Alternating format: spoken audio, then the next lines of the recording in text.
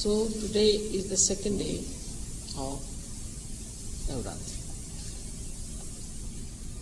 I told you yesterday that first the auspiciousness and the holiness was created through the creation of Sri Ganesha, so that this world should be filled with auspiciousness and holiness. We can see in the history that people in the olden times cared for auspiciousness and were afraid of God. They had fear for God and they didn't challenge God at all. But gradually the evil took over, and so this auspiciousness and holiness started little, not exhausted, but sleeping off. So Ganesha started sleeping. And as Ganesha sleeps, the people are not afraid of God. They think they can do what they like. What can God do? After all, we don't see. They also have no gratitude for what God has done for them. They have no gratitude about the blessings of this universe, that it was created, all the beauty that God gave. Because they are ignorant, and in ignorance they forget everything.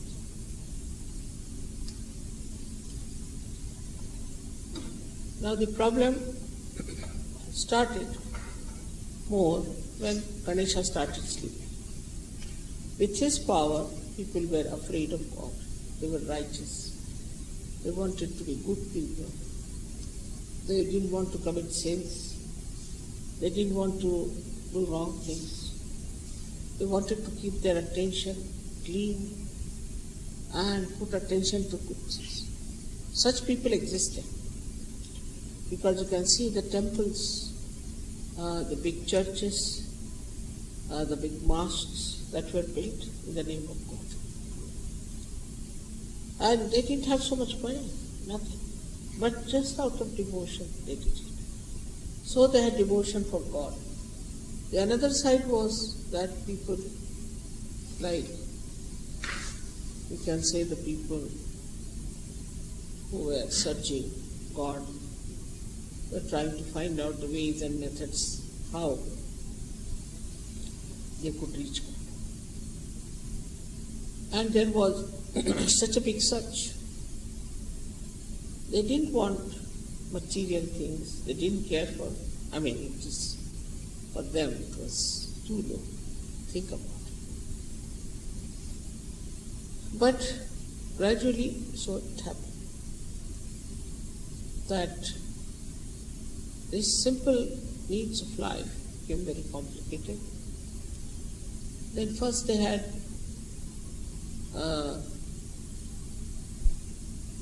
started to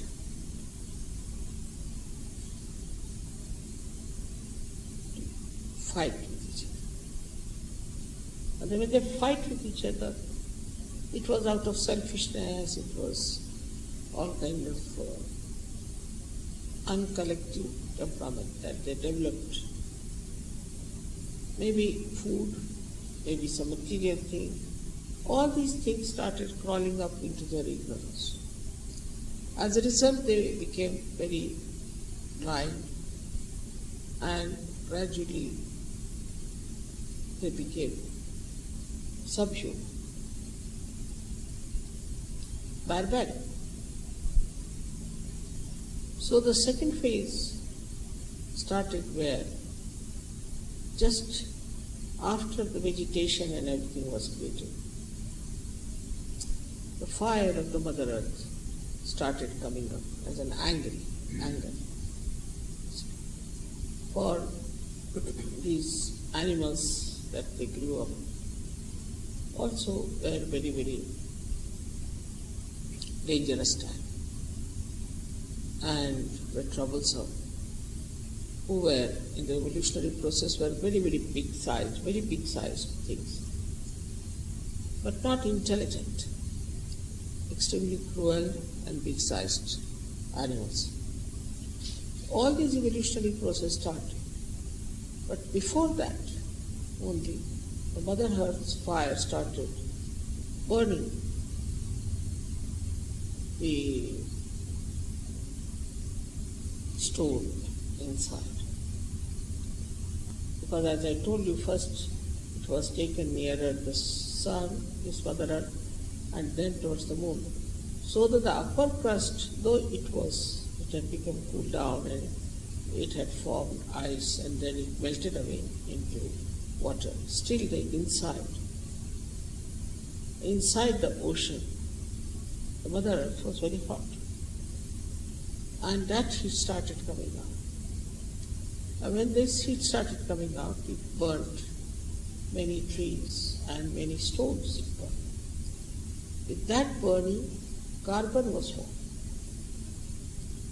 Now, this carbon started absorbing all the gases that were outside and purifying the atmosphere quite a lot.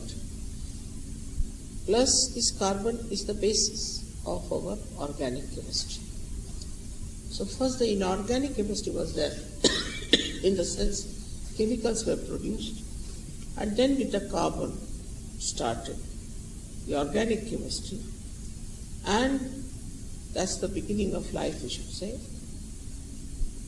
because then nitrogen it started absorbing, and they formed amino acids. These amino acids are the basis of life. So that is how the life started. But the first life grew in the bottom. And you know the whole evolutionary process, how it took place. In the second center, Swadhisthana, which had created all the universes and all that, all around, in the Mother Earth there was water, and on that surface of Mother Earth, life started growing. Then the evolutionary process took place in this Bhavasa.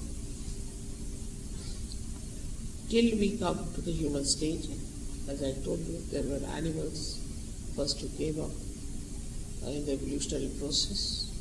They grew up, and they grew very big, then they had to become small, then they became very cunning. All kinds of things happen in the evolutionary process, left and right and left. Ultimately, a human being was created. He too was in the image, not of God at that time, but in the image of an animal. Because the animal has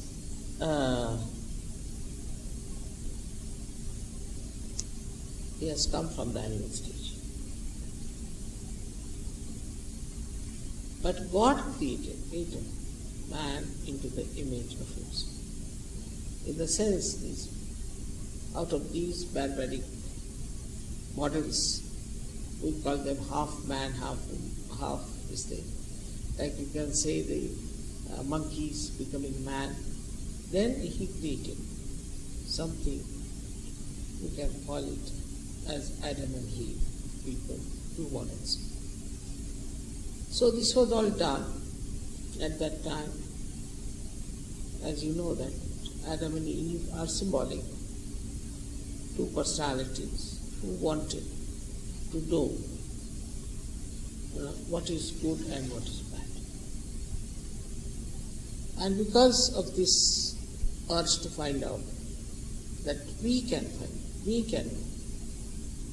also in the search of God, many people think there's no need to have any advice from any realized soul. We can do it ourselves. What is the need to have Mother tell us anything? We can do it ourselves. So they wanted to do it themselves on their own. So God said, all right, you go ahead. And that's how the circle started, with the search of the truth.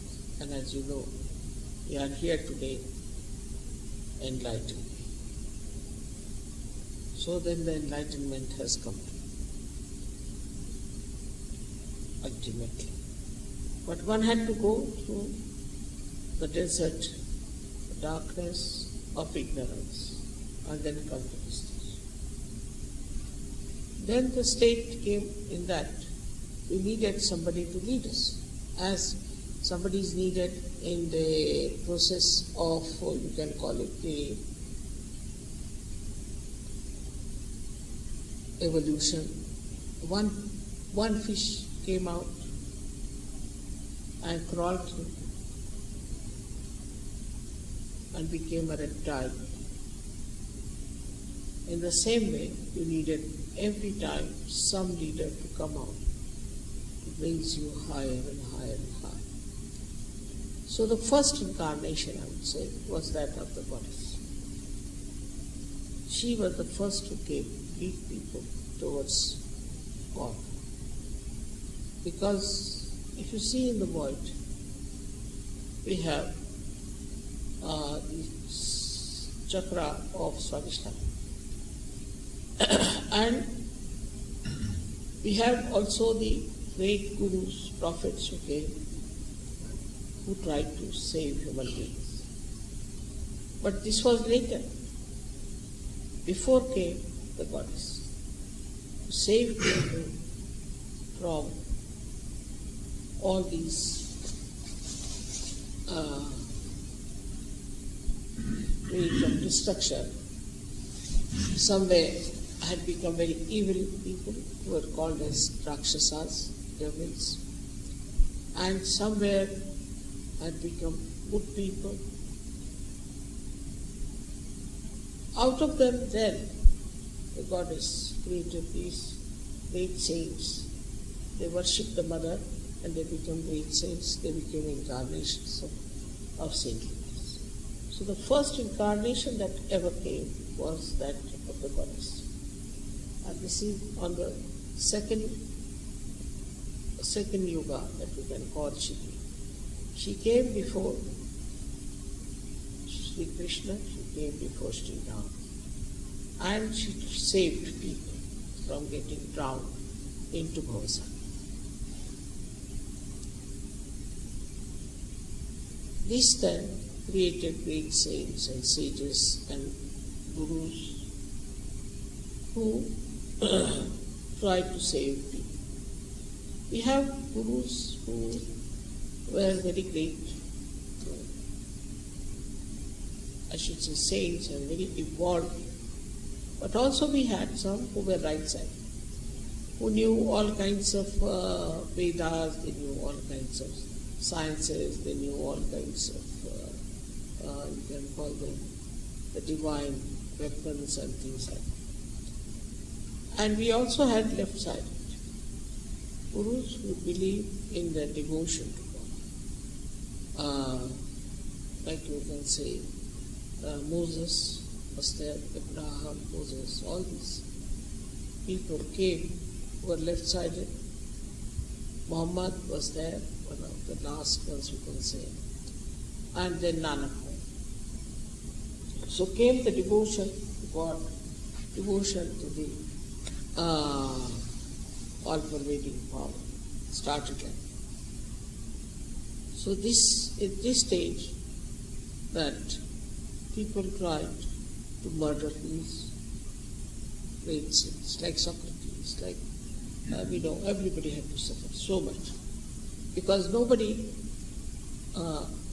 in the collective liked saints or goodness or righteousness. That's how we had fallen down so much at the time, as you know, in the time of Moses, what happened. And all these things like Shariat and all that has come from Moses, but the Muslims are following it. And that time it was such a bad, decadent society that they had to use these methods of very strong punishment or banishment, you can call it, so that people were afraid not to do anything that is sinful or that is wrong. But now they are taken up by The Muslims. The Muslims are using that picture. They have no right. They are no saints. They are not gurus, nothing. And they cannot use this. But they started using it. But if you see our societies, some of our Western societies, have really become very decadent and are going down. So now it is for us who are enlightened people to awaken others to reality, to make them face up to see that where are they? In the name of pleasures, enjoyment, indulgences, how they are destroying themselves. We have to talk to them, we have to tell them, we have to awaken them, and that's why now we are going to protest also in Paris. The basic thing we have to understand that we have a very, very big responsibility. At the time when the goddess incarnated, she had just to save people from the cruelties of these devils. That's all. Because devils were on one side, goddess were on the other side. It was very powerful. She was killing all the devils and all the evil. But now, in modern times, it's become a very delicate one, because these devils have entered into the brains of all the sadhakas. I've seen even people who were born realized were indulging into all kinds of wrong things because of the society. So many went to horrible gurus and they have those boots in their heads. So it's a very intricate operation one has to perform to take out these things. And that lingers on and still it puts doubts in their heads and also curbs your strength to fight it. But as Sir Yogis, you have a tremendous responsibility. And you must try to clear out yourself of all these conditionings, of all these wrong ideas that the society has spread so far. So on one side, the revolution went on. Now it has gone down. Decadence has started. People are just getting ruined and living with unnatural things, with materialistic things. And people are becoming extremely selfish, also deceitful, not afraid of God. Even the priests, even the churches, even the temples, even the mosque, all these people who are representing God are crooked. They are criminals. They are not afraid of God. So the first thing one has to understand that if we are not afraid of God, we cannot work out. Human beings only work under two circumstances. One, either fear, either there should be fear or there should be some temptation. Otherwise nothing can work out. The fear of God is the most important, that we should not do anything that we displease God by anything. We have to be very, very careful on this one. Because first of all, we are complicated personalities. We've got these roots in our heads. We've got these ideas in our head. Like in Germany, when first I think Gregor went there and told them that you can't have licentious life anymore, now you are surgeons. So they said, of course we are surgeons, that doesn't mean we have given up our lives. You have to change. So 300 people went up from surgery. But then came in Mr. H. They were all back on the scene. So these warnings are coming to us. Thinking too much, dominating others, right-sidedness. Now, first time is leading you to Yogi stage. And in this stage, in this disease, outwardly nothing happens, but you start reducing. You become like a reptile. People have to carry you on your back. Just like a reptile, like a fish.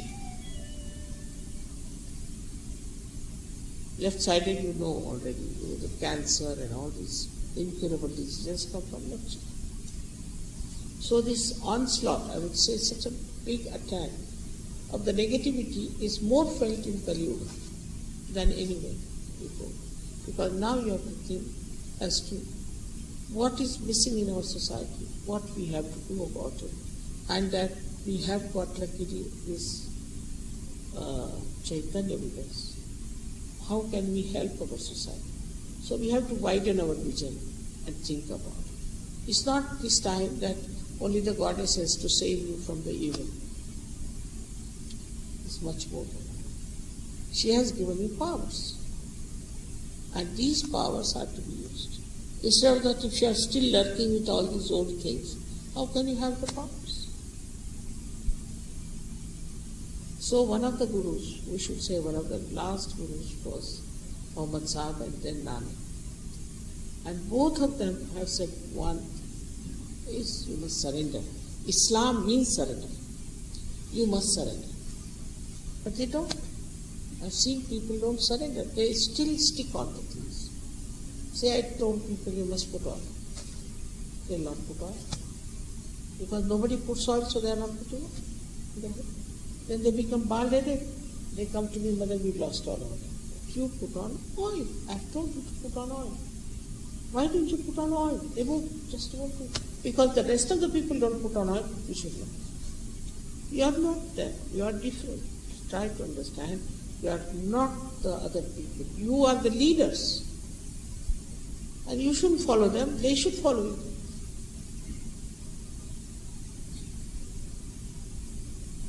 Instead of that, you are following all the general opinion of the people and you want to live like that. Then how can you be a saint? A saint lives like the way he has to do. Because he has the wisdom.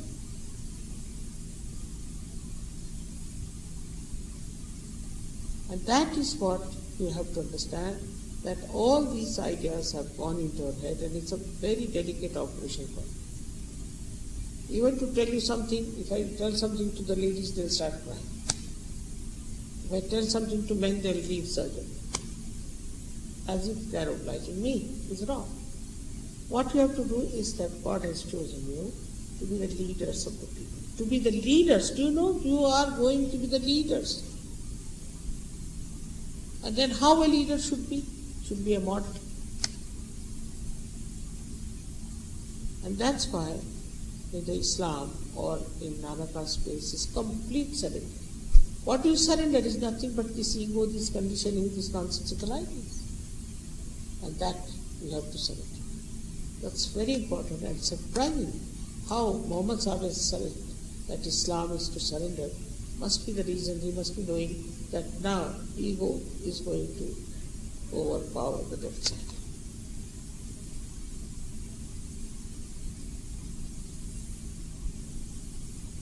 We are not ordinary people. How many people know how to raise Kundalini? But still I see people do not know on the feet where are the chakras are there. Simple things they don't know. I don't know what time, where they spend their time, what do they talk. The other day I asked these Indian girls, what are the stones that are for all this? They didn't know. I'm surprised. None of them knew. They are Indians. I thought they should know all that. It's all there. But they don't know. I don't know what they morning till evening they are talking. What do they talk? Should find out. It's all I've said it. It's all in the this thing, what you call this, on the tape. Finished. This knowledge should be in your brain and the vibration should be in your hearts. So Navaratri is a big preparation. We have to know that the knowledge of Sahaja Yoga has to come into us. Otherwise, why will people think that you are saints? Nobody is going to believe you that you are saints in your behavior, in your knowledge, in your dealings with others. Everything a Sahaja Yogi should be something outstanding. When I said you all have to become your own masters, then they use it the other way around. They tell the leader, now we have become our own masters. It's not the way. So first thing is wisdom. Wisdom to understand that we are children. Assume the power. Sometimes I feel as if a beggar is made a king, suppose. Still he doesn't assume his position. Anybody coming, he says, can you give me 1 penny? Though he's a king. Something like that. Now you have become the leaders of the world, all over the world. And this is something to be assumed and felt. It's not ego, it's reality. Because once you know that it is reality, you immediately change yourself. Immediately you will think that, now what are we doing? How much do we know?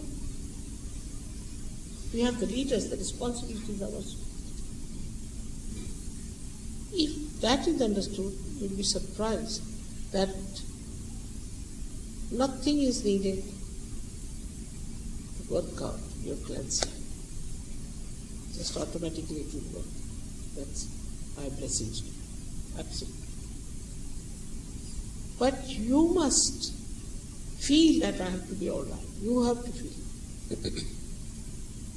The situation becomes helpless for me sometimes. If I tell something to somebody, they start crying. Or they run away from surgery. So what am I to do? Should I leave you at the same stage as it is? Now to save you from evil is not the same as to fight Mahishasura or Narakasura, not that. The Narakasura has also gone to your head and Mahishasura has also gone to your head. So the only thing one has to do is to understand there is this one in me. I'll ask that to get out. Once you work it out that way, you are doing Navaratri itself. You have got powers, you have knowledge, you know, you can feel it. Just take out all these conditions. We are something different. We are not ordinary people.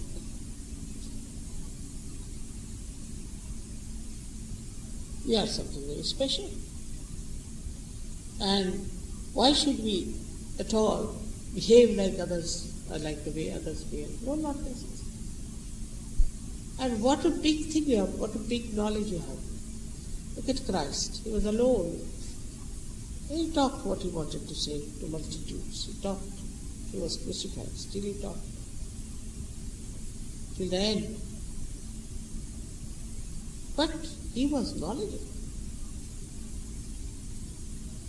And you might say that whether he was an incarnation, all right. But in no way you are less now. You know how to raise the Kundalini, you know everything. You are my children. So I would suggest that to develop wisdom, you must meditate and be in the center. So all these things will go. Just be away from this nonsense. In what atmosphere we live, what we do, it's not important.